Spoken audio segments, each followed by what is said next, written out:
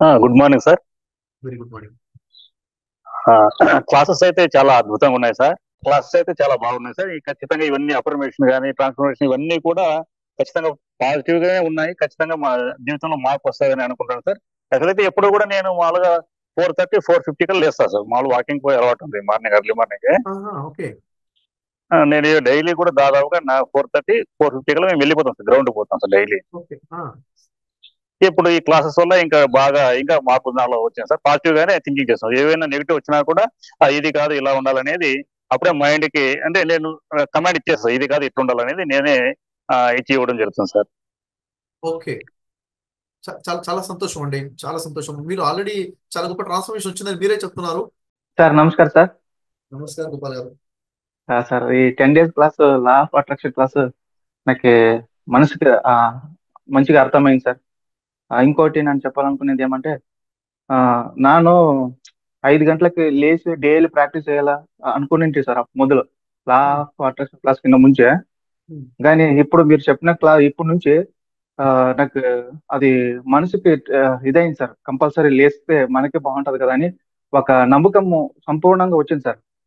కంటిన్యూగా ఇప్పటి నుంచే 5 గంటలకల్లా లేచి దేవుణ్ణి తలుసుకుంటూ మన పనిని ప్రారంభించాలని ఇట్లా 10 days క్లాస్ ప్రతి క్లాస్ నాకు మనసుకి దేవునికి ఎంత దగ్గర అవ్వాలి అవన్నీ నాకు సంపూర్ణంగా మంచిగా టచ్ అయింది సార్ మనసుకి.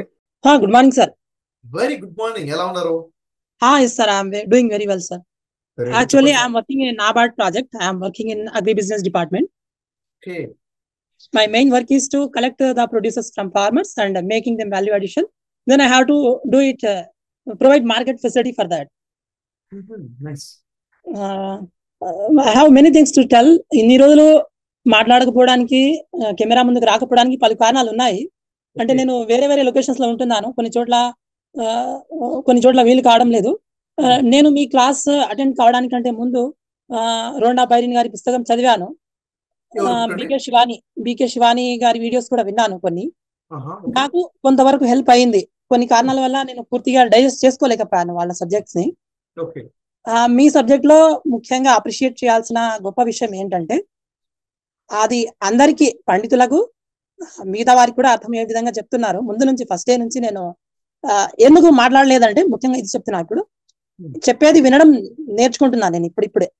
అందుకోసం అందరిది వినాలని ఎప్పుడు నోరు విప్పలేదు. అవకాశం చాలా సార్లు కల్పించారు. అంటే వినడం ద్వారానే నేర్చుకుంటామని నేను పుస్తకాల్లో చూశాను.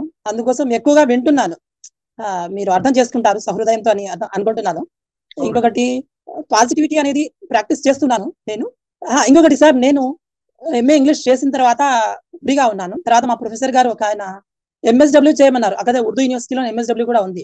అక్కడ మీ వీడియోస్ అప్పుడప్పుడే చూడడం మొదలు పెట్టాను. MSW గోల్డ్ మెడలిస్ట్ అని ఉండేది ఆ వీడియోస్ లో. నేను కూడా గోల్డ్ మెడలిస్ట్ కావాలనుకోలేదు. చేరుతున్నప్పుడు జాయినింగ్ అయ్యేటప్పుడు ఇప్పటికే చేద్దాం, మంచి కోర్సు ఫ్రీగానే ఉన్నాం కదా అనుకున్నాం. కానీ మీరు ఆశ్చర్యపోతారు, ఈ క్లాస్ జరగడానికంటే ఒక 3-4 years ముందే నేను లా ఆఫ్ అట్రాక్షన్ నా లైఫ్ లో వచ్చేసింది. నేను కూడా యూనివర్సిటీ టాప్ వచ్చాను సార్. MSW లో ఫస్ట్ వచ్చాను. ఫిరోజ్ బాషా MSW గోల్డ్ మెడలిస్ట్. నేను కూడా మీలానే గోల్డ్ మెడల్ తెచ్చుకున్నాను. ఇంకొకటి, మీరు చెప్పే వందల వేల వీడియోస్ లో అద్భుతమైన ఒక వీడియో ఉంది. ఈ క్లాస్ లో వింటున్న వాళ్ళు కూడా అది దాదాపుగా చూసి ఉంటారు, అందరు కూడా మన మిత్రులందా. అది దశరథ్ మాంజీ గారి వీడియో సార్. నేను కనీసం ఒక 1000 సార్లు విని ఉంటాను ఆ వీడియోని. దశరథ్ మాంజీ కొండను పగలగొట్టడం, ఆ సినిమా దాన్ని చూడడం, అసలు లైఫ్ కి ఆ ఒక్క వీడియో చాలు షఫీ సార్. చాలా ఇన్స్పైరింగ్ గా ఉంటుంది. ఎప్పుడైనా నేను బిజినెస్ లో ఉంటాను కదా, ఎవరైనా కొంచెం డబ్బులు పే చేయనప్పుడు, నేను చెప్పిన ప్రొడక్ట్ నా దగ్గరికి రానప్పుడు కొంచెం నేను మూడ్ ఆఫ్ లో ఉంటుంటాను కొన్నిసార్లు. కానీ వెంటనే నేను అది గుర్తు తెచ్చుకున్న వెంటనే మళ్ళీ నేను రీఛార్జ్ అయిపోతాను. అంటే మీరు ప్రాక్టికల్ గా చెప్తుంటారు. మామూలుగా పుస్తకం రోండా బైరిన్ గారి పుస్తకంలో అది ఫారిన్ కంట్రీ వాళ్ళు రాశారు కదా, ఆస్ట్రేలియన్ ఆర్మీ. కొన్ని విషయాలు మనకు అంతగా అది డైజెస్ట్ కావడం లేదు సార్. నేను చూశాను. అంటే వాళ్ళ హేలి అని, జోవిటాల్ అని, ఆ పదాలు ఆ పేర్లు కూడా మనకి కనెక్ట్ కావు. ఇంకొకటి, వాళ్ళ పరిస్థితులు వేరు, ఇక్కడ ఉండే పరిస్థితులు వేరు.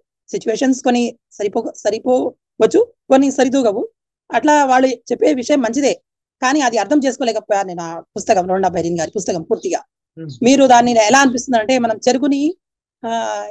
చెరుకు గడని ఇస్తే కొంత నమిలి తినలేం దాన్ని.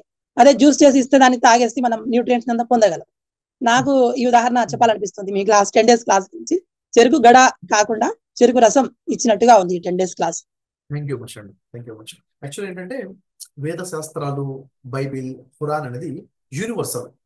ప్రపంచంలో ఉన్న ప్రతి దేశంలో ఉన్న, ప్రతి ప్రాంతంలో ఉన్న, ప్రతి సంస్కృతిలో ఉన్న ప్రతి వ్యక్తికి సంబంధించింది శాస్త్రాల్లో ఉంది. ఇక్కడ ఆశ్చర్యం ఏంటంటే, నేను సర్ప్రైజ్ అయిన విషయం ఏంటంటే వేదాలలో ఉన్నదే బైబిల్, అదే ఖురాన్లో ఉంది.